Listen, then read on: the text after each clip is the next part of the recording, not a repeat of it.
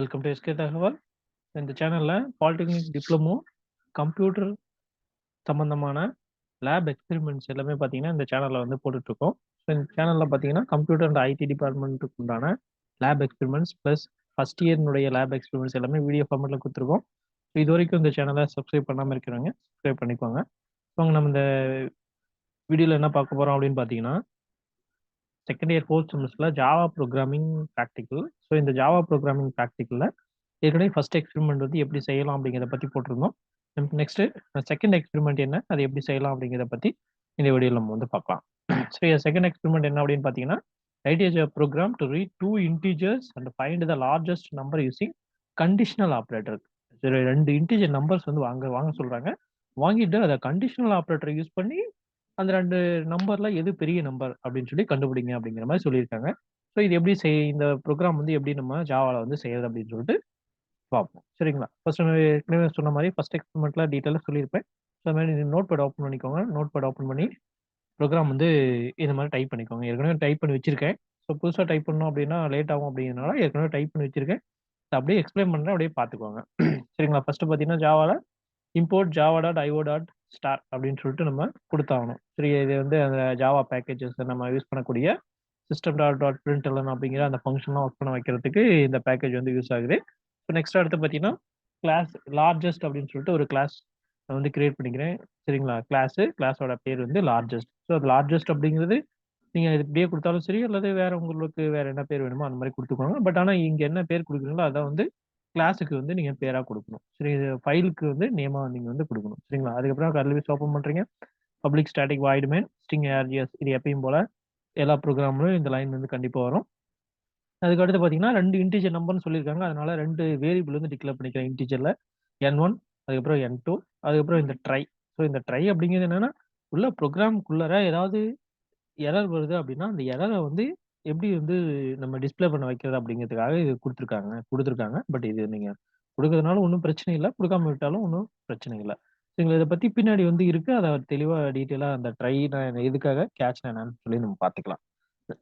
சரிங்களா? இப்போ பார்த்தீங்கன்னா இப்போ இன்புட் வாங்கணும். இன்புட் வாங்குறதுக்கு நம்ம டேட்டா இன்புட் ஸ்ட்ரீம் அப்படிங்கிற ஒரு கிளாஸ் யூஸ் பண்ணுவோம். அந்த கிளாஸ் யூஸ் பண்ணி கண்டிப்பா நம்ம வந்து வேரியபிள் ஒரு ஆப்ஜெக்ட் வந்து கிரியேட் பண்ணுவோம். ஏன்னா நம்ம வந்து இன்புட் வாங்குறதுக்கு ரீட் லைன் அப்படின்னு சொல்லிட்டு ஒரு மெத்தட் வந்து யூஸ் பண்ண போறோம். அந்த ரீட் லைன் அப்படிங்கிற மெத்தட் வந்து எதுக்குள்ள இருக்கு அப்படின்னா இந்த டேட்டா இன்புட் ஸ்ட்ரீம் அப்படிங்கிற கிளாஸுக்குள்ள இருக்கு. ஸோ அதனால இந்த கிளாஸ் யூஸ் பண்ணி நம்ம ஒரு ஆப்ஜெக்ட் வந்து கிரியேட் பண்றோம்.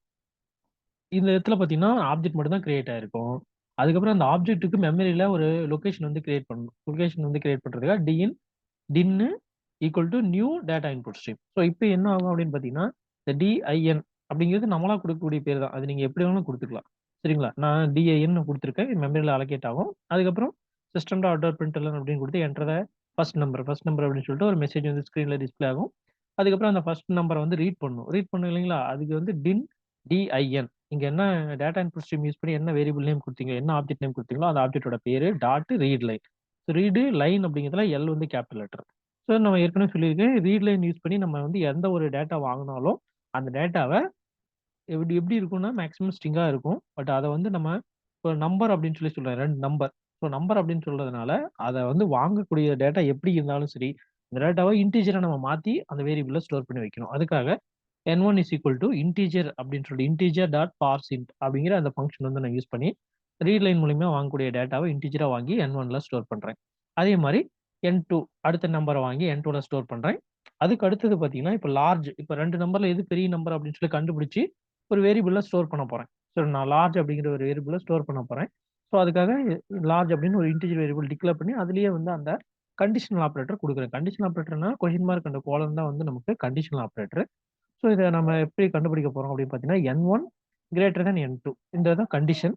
ஸோ அப்படி N1 கிரேட்டர் தென் N2 அப்படின்னா N1 வந்து பெரிய நம்பரா இருந்தால் கொஸ்டின் மார்க் அப்புறம் கொடுக்குறது கண்டிஷன் ட்ரூவா இருந்தா என்ன டிஸ்பிளே ஆகணும், கண்டிஷன் ஃபால்ஸா இருந்தா என்ன டிஸ்பிளே ஆகணும் அப்படிங்கிறது. கண்டிஷன் ட்ரூவா இருக்கு அப்படின்னா கொஸ்டின் மார்க்குக்கு அப்புறம் கொடுக்கக்கூடிய அந்த நம்பர் வந்து நமக்கு அவுட்புட்டா வரும். கண்டிஷன் ஃபால்ஸா இருந்தா கோலனுக்கு அப்புறம் நம்ம என்ன நம்பர் கொடுத்து என்ன வேரியபிள் நேம் கொடுத்துருக்கோமோ அந்த வேரியபிள் நேம் வந்து நமக்கு லார்ஜ்ல ஸ்டோர் ஆகும். கண்டிஷன் ட்ரூவா இருந்தா கொஸ்டின் மார்க்குக்கு அப்புறம் நம்ம என்ன வேரியபிள் நேம் கொடுத்துருக்கோமோ அந்த வேரியபிள் நேம்ல இருக்கிற வேல்யூ லார்ஜ்ல ஸ்டோர் ஆகும். இப்படி கண்டிஷன் தப்பா இருக்கு அப்படின்னா கோலனுக்கு அப்புறம் நம்ம என்ன வேரியபிள் நேம் கொடுத்துருக்கோமோ அதுல இருக்கிற வேல்யூ வந்து லார்ஜ்ல ஸ்டோர் ஆகும். சரிங்களா? இப்போ நெக்ஸ்ட் சிஸ்டம் டாட் அவுட் பிரிண்டர்ல லார்ஜஸ்ட் நம்பர் இஸ் லார்ஜ். இந்த லார்ஜ் அப்படின்னு சொல்லி பிரிண்ட் பண்ணி வச்சுறோம். அதுக்கப்புறம் இந்த கேட்ச், இந்த ட்ரை அப்படின்னு யூஸ் பண்ணாவே இந்த கேட்ச் அப்படிங்கிறது கண்டிப்பா குடுக்கணும். இதுதான் இதனுடைய ஃபார்மேட். சரியா? Catch IO exception system dot out பிரிண்டர்ல அவ்வளோதான். சரிங்களா? இது மாரி டைப் பண்ணிறீங்க. ப்ரோகிராம் டைப் பண்ணிட்டு சேவ் பண்றீங்க. சேவ் பண்றது எப்படி சேவ் பண்ணணும் அப்படின்னு பார்த்தீங்கன்னா, இங்க கிளாஸ்க்கு இங்க என்ன பேர் குடுத்துருக்கீங்களோ, இப்ப வந்து லார்ஜஸ்ட் நான் குடுத்துருக்கேன். அதனால நான் லார்ஜஸ்ட் டாட் ஜாவா அப்படின்னு சொல்லி சேவ் பண்ணிடுறேன். சரிங்களா? சேவ் பண்றது எங்க சேவ் பண்ணணும் அப்படின்னா, உங்க சிஸ்டத்துல இந்த ஜாவா அப்படிங்கிறது எங்க எந்த லொகேஷன்ல இருக்கோ, அந்த ஜாவா லொகேஷனுக்குள்ளார பின்னுன்னு ஒரு ஃபோல்டர் இருக்கும். அந்த ஃபோல்டருக்குள்ள கொண்டு போய் சேவ் பண்ணி வச்சுருங்க. சரிங்களா? சேவ் பண்ணிட்டு இந்த மாரி. அதுக்கப்புறம் என்ன பண்றேன் அப்படின்னு பார்த்தீங்கன்னா, விண்டோஸ்ல இந்த பாத்ல போய்க்கோங்க. அந்த பாத்ல போயிட்டு சிஎம்டின்னு டைப் பண்ணுங்க. டைப் பண்ணீங்கன்னா, உங்களுக்கு அந்த கமாண்ட் ப்ராம்ப்ட் வந்து அப்படியே ஓப்பன் ஆகும். சரிங்களா? கமாண்ட் ப்ராம்ப்ட் வந்து எனக்கு ஓப்பன் ஆயிடுச்சு. இப்ப என்ன பண்றீங்க, இதெல்லாம் கம்பைல் பண்ணுங்க. கம்பைல் பண்றதுக்கு ஜாவா, சி அதுக்கப்புறம் ஃபைலோட பேர். ஃபைல் பேர் என்னது? லார்ஜஸ்ட் லார்ஜஸ்ட் டாட் ஜாவா குடுத்து இப்ப என்டர் அடிக்கிறேன். என்டர் அடிச்சுன்னா எனக்கு எந்த ஒரு எரரும் இல்ல அப்டின்னா, எனக்கு இந்த மாரி ஒரு 2 லைன் சும்மா டிஸ்ப்ளே ஆகும். அது அந்த 2 லைன தவிர வேற ஏதாவது உங்களுக்கு டிஸ்ப்ளே ஆகுது அப்டின்னா, ஏதாவது எரர் இருக்கு அப்டின்னு அர்த்தம். என்ன எரர் சொல்லுதோ அந்த எரருக்கு உண்டான இத கிளியர் பண்ணிக்கோங்க. சரிங்களா? ஓகே எந்த எரரும் இல்ல. நெக்ஸ்ட் நான் ரன் பண்றேன். ரன் பண்றதுக்கு ஜாவா அதுக்கப்புறம் அந்த ஃபைலோட பேர் லார்ஜஸ்ட். வெறும் அத மட்டும் தான் குடுக்கணும். அதுக்கப்புறம் என்டர் அடிங்க. ஃபர்ஸ்ட் நம்பர் கேட்கும். ஃபர்ஸ்ட் நம்பர் ஏதோ நம்பர் குடுத்துங்க. அதுக்கப்புறம் 2வது இன்னொரு நம்பர் கேட்கும். இன்னொரு நம்பர் என்ன நம்பர் குடுக்குறோ குடுத்துக்கோங்க. ஸோ இப்ப பாருங்க இந்த லார்ஜஸ்ட் நம்பர் இஸ் நான் 2 நம்பர் குடுத்தேன். ஒண்ணு 23 இன்னொன்னு 45.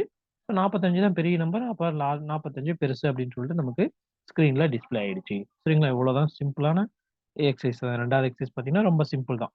சரிங்களா? லார்ஜஸ்ட் 2 நம்பர் 2 நம்பர்ல பெரிய நம்பர் எதுன்னு கண்டுபிடிக்கிறது ரொம்ப சிம்பிளான எக்சர்சைஸ். ஸோ இதுல உங்களுக்கு ஏதாவது டவுட் இருக்கு அப்படின்னா, இந்த வீடியோனுடைய கமெண்ட் செக்ஷன்ல உங்களுடைய டவுட் என்ன அப்படின்னு சொல்லி கேளுங்க. சப்போஸ் உங்களுக்கு நான் எக்ஸ்பிளைன் பண்ண இந்த வீடியோ வந்து பார்த்தீங்க அப்படின்னா, உங்களுக்கு இப்போ எந்த ஒரு டவுட்டும் இல்ல, ஒண்ணும் பிரச்சனை இல்ல, புரியுது அப்படிங்கிற மாரி இருந்துச்சு அப்படின்னா, இந்த வீடியோவ உங்களுடைய ஃப்ரெண்ட்ஸ் யாராவது இருந்தாங்கன்னா, அவங்களுக்கும் ஷேர் பண்ணி விடுங்க. சரிங்களா? சரி ஓகே. இந்த வீடியோவ கடைசி வரைக்கும் வாட்ச் பண்ணதுக்கு ரொம்ப நன்றி. தேங்க் யூ ஃபார் வாட்சிங்.